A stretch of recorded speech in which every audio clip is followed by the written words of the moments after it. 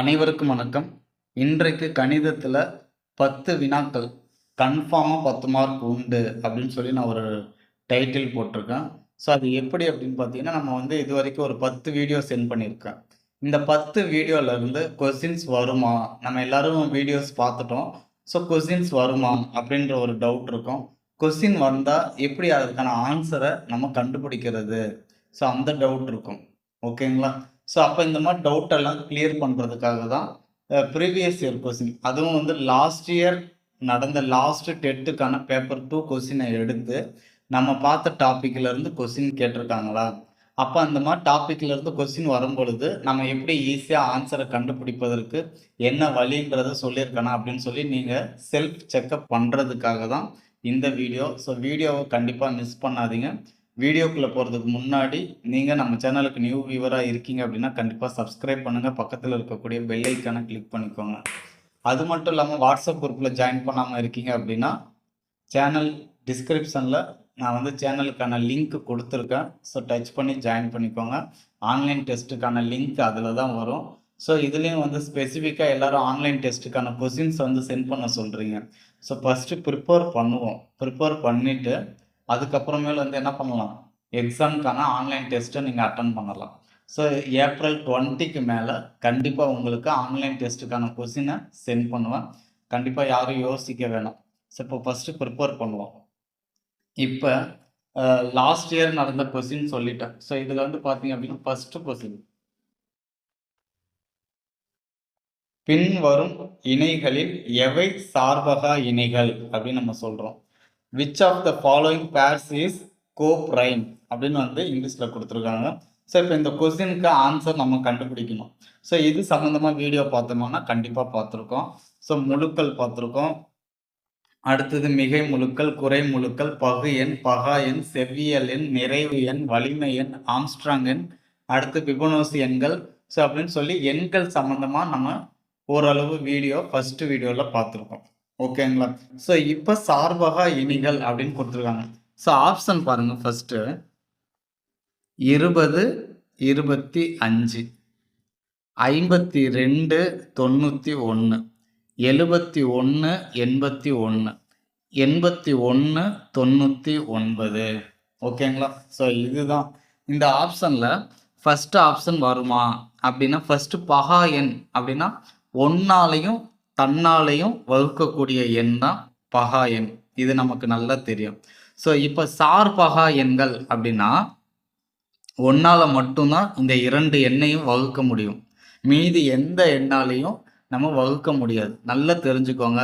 சார்பகா எண்கள் coprime number அப்படின்னா ஒன்றால் மட்டும்தான் நம்மளால் வகுக்க முடியும். இப்போ இது பாருங்கள், 5, 4, 5, 20, 5, 25, 1 தவிர 5 வந்துடுச்சு. ஸோ கண்டிப்பாக இந்த ஆப்ஷன் கிடையாது. அடுத்தது 52. ஸோ 52ன்றது 13ஆல் வகுக்கலாம். 4 13 52, 7 13 91. ஸோ அப்போ இந்த நம்பரும் வராது.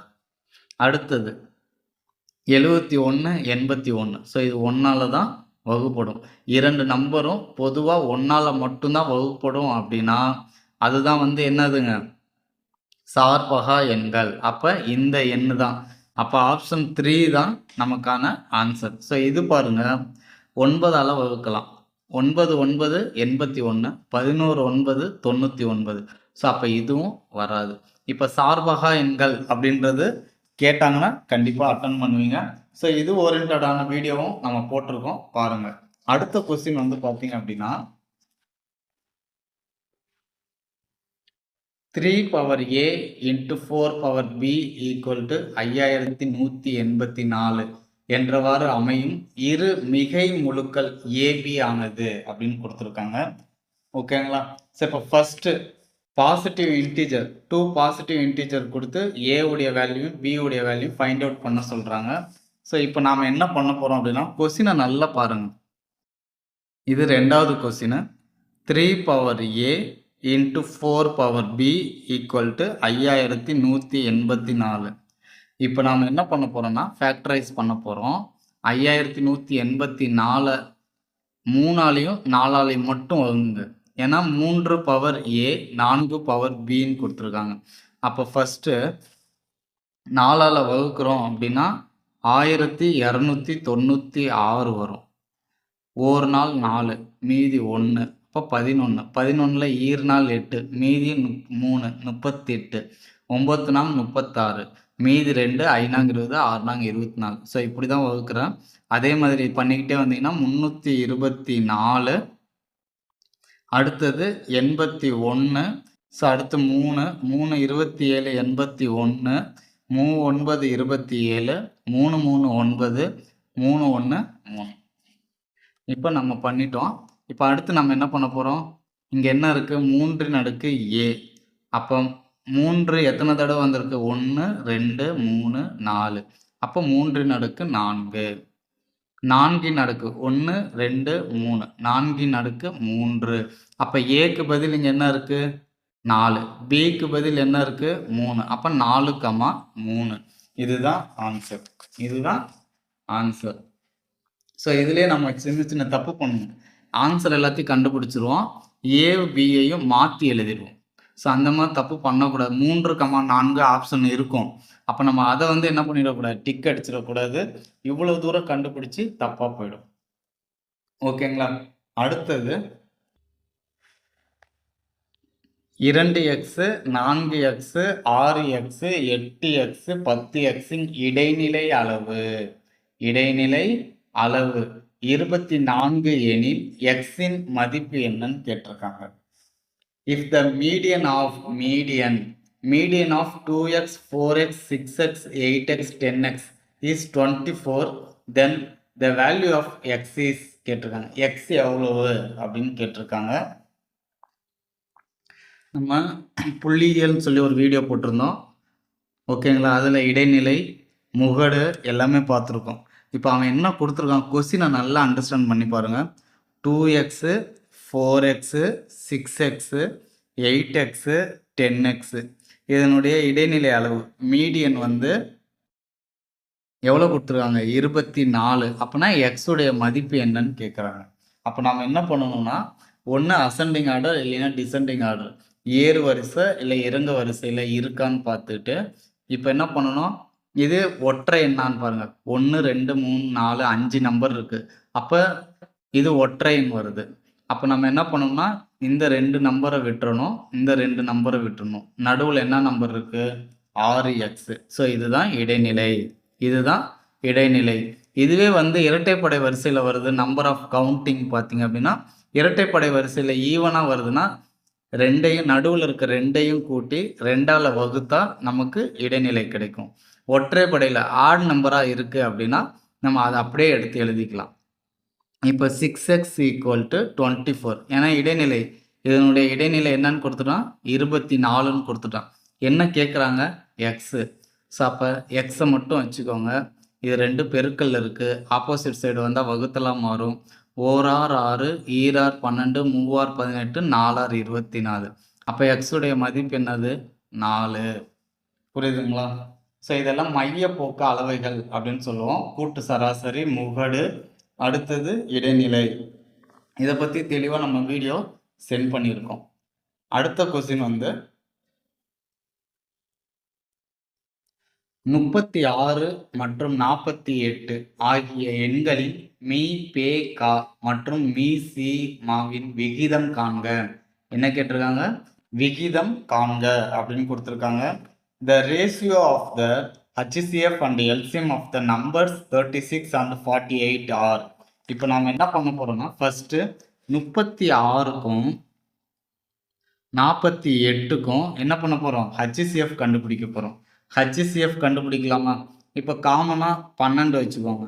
ஓர் 12 12, ஈர் 12 24, மூ 12 36. அடுத்தது 12 48. ஸோ இந்த 3 4 ஒன்று ஒற்றைப்படை, இன்னொன்று இரட்டைப்படை. ஸோ அப்போ இது 2 ஈவனாக நம்மளால் என்ன பண்ண முடியாது? வகுக்க முடியாது. ஸோ அப்போ இதற்கான HCF அப்படின்னா மீ பே கா. HCF அப்படின்னா 2 நம்பரையும் பொதுவாக வகுக்கக்கூடிய வகுத்தி, factor, highest common factor. Me பெரும் பொது காரணி அப்படின்னு சொல்லுவோம். ஸோ அதுதான் 12. அடுத்தது HCF கண்டுபிடிச்சிட்டோம். எல்சிஎம் அப்படின்னு பார்த்தீங்கன்னா 12 எல்லாத்தையும் பெருக்கிக்கணும். 12, 3, 4. ஸோ பெருக்கினா என்ன வரும்? 144. இப்போ அவன் ஃபர்ஸ்ட் என்ன கேட்டிருக்கான் கொஸ்டினில் பாருங்க, எல்லாத்தையும் கண்டுபிடிச்சிட்டு லாஸ்ட்டாக தப்பு பண்ணிவிடுவோம். HCF தூக்கி முன்னாடி போடுறது, எல்சிஎம் தூக்கி பின்னாடி போடுறது. இங்கே பாருங்க 12:144. அதே மாதிரி 144:12ன்னு கொடுத்துருவான். அவசரத்தில் மாற்றி மாற்றி போட்டுறக்கூடாது. அவன் ஃபர்ஸ்ட் என்ன கேட்டிருக்கான்? HCF. அடுத்தது எல்சிஎம். இல்லை தமிழ்லனா மீ பேவா மீ சீமா அப்படின்ட்டு. HCF என்னது? 12. எல்சிஎம் என்னது? 144. ஸோ இதுதான் ஆன்சர். புரியுதுங்களா? ஸோ அப்போ இதுக்கான ரேஷியோ என்னது? 12:144. ஈஸியாக புரியுதுங்களா? ஸோ நம்ம இதெல்லாம் ஏற்கனவே பார்த்த சம் தான். அடுத்த கொஸ்டின் வந்து பாருங்க.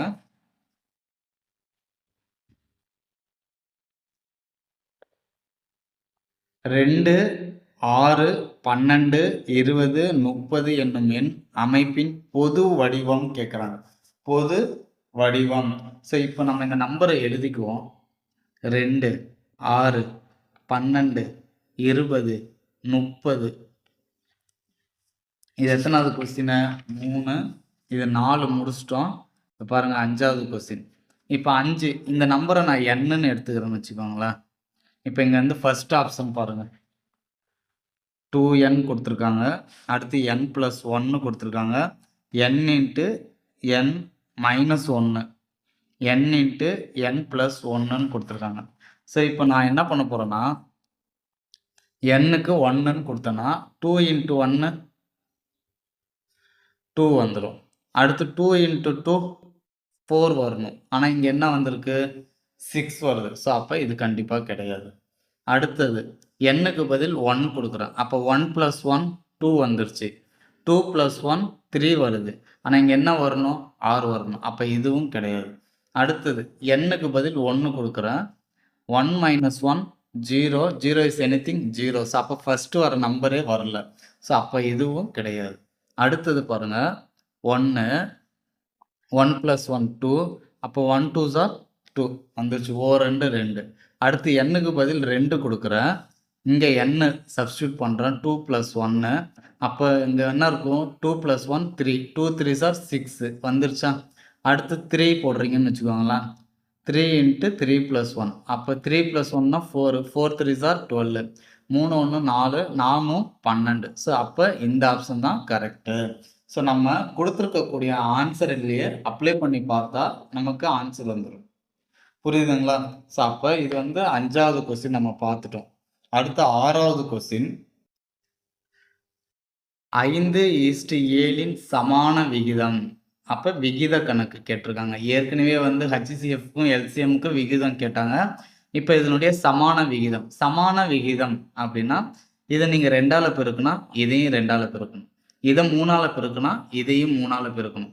ஸோ இங்கே 5:7 இருக்குது. இது 7:5. ஸோ இதுக்கு சம்மந்தமே இல்லை. ஸோ அப்போ இப்படி ஒரு கணக்கு போட்டு பாருங்கள். 5:7 இதனுடைய சமான விகிதம் கேட்குறாங்க. Equivalent ratio. ஃபர்ஸ்ட் ஆப்ஷன் 7:5 கண்டிப்பாக வராது. அடுத்து 8:10 இதுவும் வராது. அடுத்து 10:14. இப்போ I2 10 2ஆல் பெருக்குறாங்க. I2 10, 7 2 14. அப்போ இதையும் 2ஆல் பெருக்கியிருக்காங்க, இதையும் 2ஆல் பெருக்கியிருக்காங்க. அப்போ சமமாக பெருக்குனா 10:4. இதுதான் ஆன்சர். அடுத்து இதையே வந்து என்ன பண்ணியிருக்காங்கன்னா 14:10 அப்படின்னு கொடுத்துருக்காங்க. மாற்றி மாற்றி கொடுத்துருக்காங்க. ஸோ நம்ம அவசரத்தில் கன்ஃபியூஸ் ஆகி இந்த மாதிரி மாற்றி போட்டுருவோம். அதுக்காக தான், கன்ஃபியூஷனுக்காக தான் இந்த மாதிரி கொடுத்துருக்காங்க. ஸோ அப்போ நாம் என்ன பண்ணணும்? கரெக்டாக தெளிவாக போட்டுக்கணும். I2 10, 7 2 14. இதனுடைய சமான விகிதம் என்னது? இதுதான். சப்போஸ் சமமற்ற விகிதம் அப்படின்னு கேட்பாங்க, அன்ஈக்குவலண்ட் ரேஷியோ அப்படின்ட்டு. ஸோ எல்லாமே இப்போ இது வந்து 10:14ங்களா? அடுத்து 3ஆல் பெருக்கிடுவாங்க. I3 5, 7 21. அப்போ 15:21. அப்போ 4ஆல் பெருக்குவாங்க. I4 20, 7 28. 3ஐயும் சமமாக கொடுத்துட்டு 4வது வந்து என்ன பண்ணுவாங்க? சமமற்று கொடுத்துருவாங்க. ஸோ அப்போ கொஸ்டினை புரிஞ்சுக்கிட்டு அதுக்கேற்ற மாதிரி ஆன்சர் எழுதணும். அடுத்த கொஸ்டின் வந்து பாருங்க, 36ன் காரணிகள்.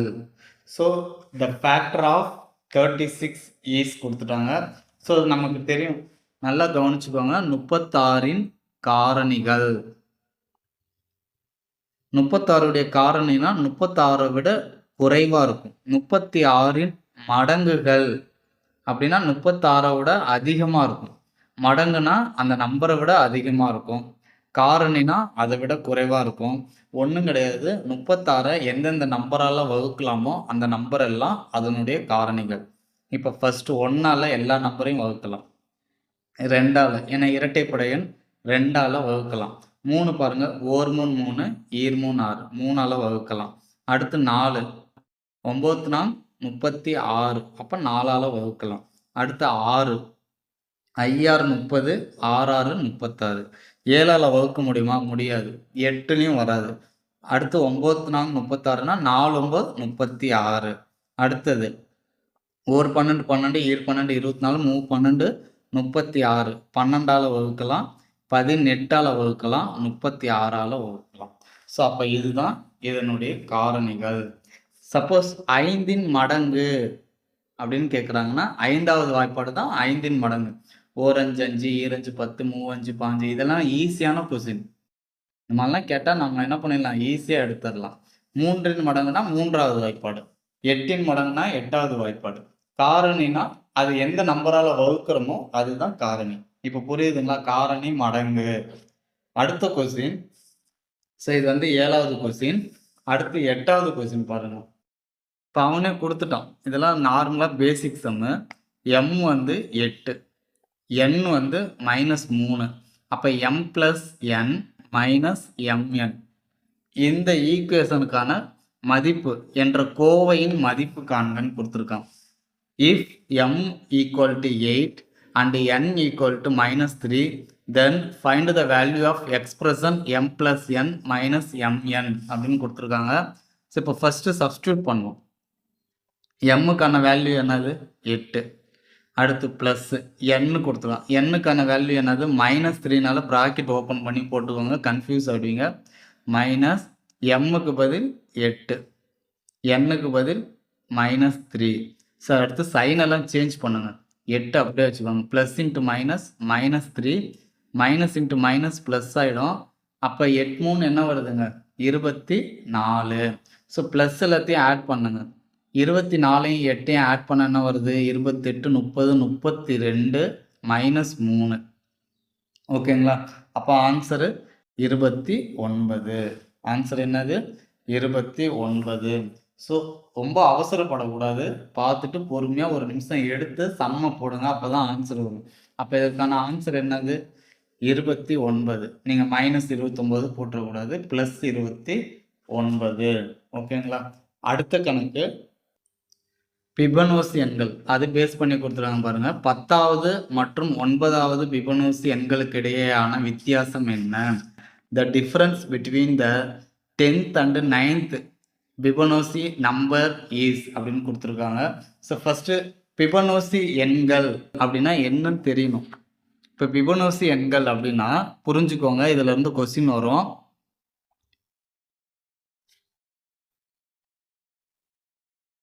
ஃபஸ்ட்டு 1 போட்டுக்கோங்க. போட்டாச்சா? அடுத்தது 1. இது ரெண்டையும் கூட்டினா என்ன வரும்? 1 1 2. அடுத்து இது ரெண்டையும் கூட்டுங்க. 1 2 3. அடுத்து இது ரெண்டையும் கூட்டுங்க. 2 3 5. அடுத்து இது ரெண்டையும் 5 3 8. 5 8 13. 8 13 21. 13 21 3 1 4 34. இது ரெண்டையும் கூட்டுங்க. 5 5 55. ஸோ அவன் என்ன கேட்டிருக்கான்? 10 9 10 9 இதுக்குள்ள வித்தியாசம். அப்போ எத்தனை நம்பர் போட்டிருக்கோம்? 1 2 3 4 5 6 7 8 9 10 நம்பர் நம்ம போட்டோம். ஓகேங்களா?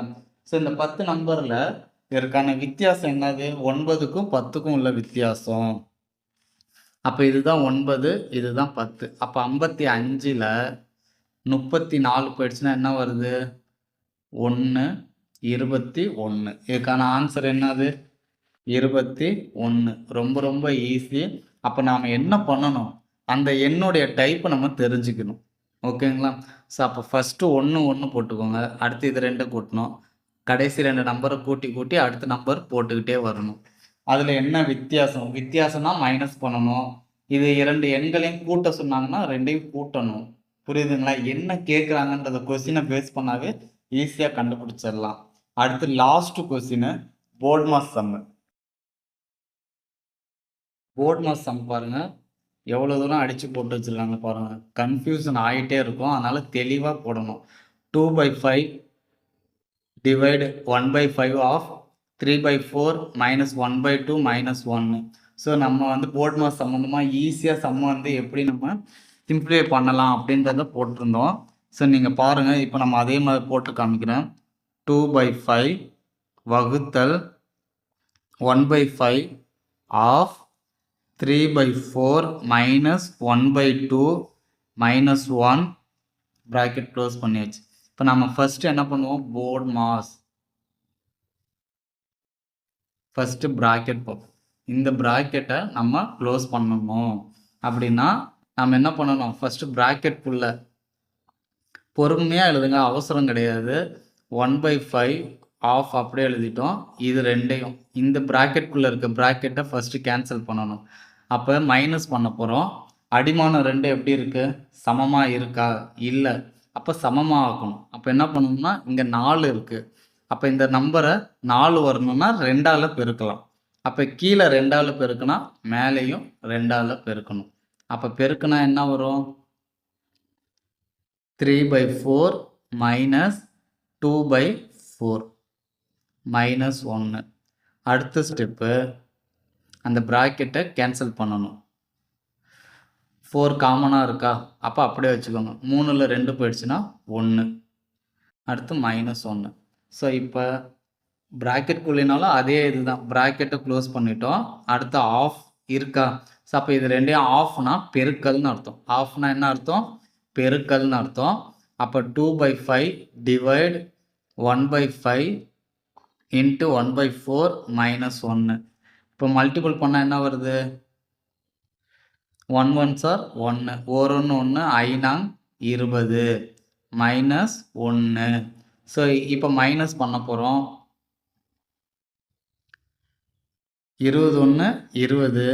20ல் 1 போயிடுச்சுன்னா 19. என்ன 19? மைனஸ் 19/20. ஸோ இங்கே என்ன இருக்குது? வகுத்தல் இருக்குது. இந்த நம்பர்லாம் எப்படி இருக்குது? பின்னமாக இருக்குது. ஸோ அப்போ வகுத்தலை நம்ம என்னவா மாற்ற போகிறோம்? பெருக்கலாக மாற்ற போகிறோம். பெருக்கலாக மாற்றணும்னா தலைகீழாக ரெசிப்ரோக்கல் பண்ணிக்கணும். ஓகேங்களா? ஸோ பண்ணால் 4 5 5 4 5 20. அப்போ ஈர்நாள் 8 அப்படியே மேலே பெருக்கிக்கோங்க. 8/19 மைனஸ். அப்போ இதுக்கான ஆன்சர் என்ன வேணும்? மைனஸ் 8/19. புரியுதுங்களா? ஸோ அப்போ உங்களுக்கு ஒரு திருப்தி வரும். இப்போ நீங்கள் இந்த கொஸ்டின் பார்த்துட்டீங்க, உங்களுக்கு ஒரு ஐடியாலஜி கிரியேட் ஆகிருக்கும். ஓகேங்களா? ஸோ சாதாரணமாக நம்ம ஒரு 10 வீடியோ பார்த்தோம், 10 மார்க் கன்ஃபார்ம் ஆகிடுச்சு. ஸோ அடுத்து நம்ம நெக்ஸ்ட் வீக், அதாவது வர வாரத்தில் அளவைகள் பார்க்க போகிறோம். அளவைகளில் இருந்து நமக்கு என்ன பண்ண போகிறாங்க? கொஸ்டின்ஸ் வந்து அதிகமாக கேட்டிருக்காங்க. ஸோ அதனால் அடுத்த டாபிக் அளவைகள் பார்த்துட்டோம் அப்படின்னாவே நம்ம ஓவராலாக ஒரு 15 மதிப்பெண் மேலே இந்த வீடியோ பார்த்ததுலேயே எடுத்துடலாம். ஓகேங்களா? ஸோ இதெல்லாம் முடிச்சுட்டு நம்ம அடுத்து எக்ஸாம் நெருங்கிறதுக்கு முன்னாடி லாஸ்ட் 2 வீக் என்ன பிளான் அப்படின்னு பார்த்தீங்கன்னா புக் பேக் கொஸ்டின்ஸ் எல்லாத்தையும் பார்க்க போகிறோம். ஸோ அதனால் கன்ஃபியூஸ் ஆகாதீங்க, பொறுமையாக போகலாம். கண்டிப்பாக என்ன பண்ணிடலாம்? ஈஸியாக ஆசிரியர் தகுதி தேர்வில் தேர்ச்சி அடைஞ்சிடலாம். தேங்க்ஸ் ஃபார் வாட்சிங். Now thank you to all the best. Once again நம்ம வாட்ஸ்அப் குரூப் என்ன ஜாயின் பண்ணாமல் இருக்கீங்கன்னா அதற்கான லிங்க் சேனல் டிஸ்கிரிப்ஷனில் கொடுத்துருக்கேன். ஸோ இந்த 10 வீடியோவை நீங்கள் பார்க்காம இருக்கீங்கன்னா அதற்கான லிங்க்கையும் சேனல் டிஸ்கிரிப்ஷனில் கொடுத்துருக்கேன், பாருங்கள். தேங்க்ஸ் ஃபார் வாட்சிங். Now thank you to all.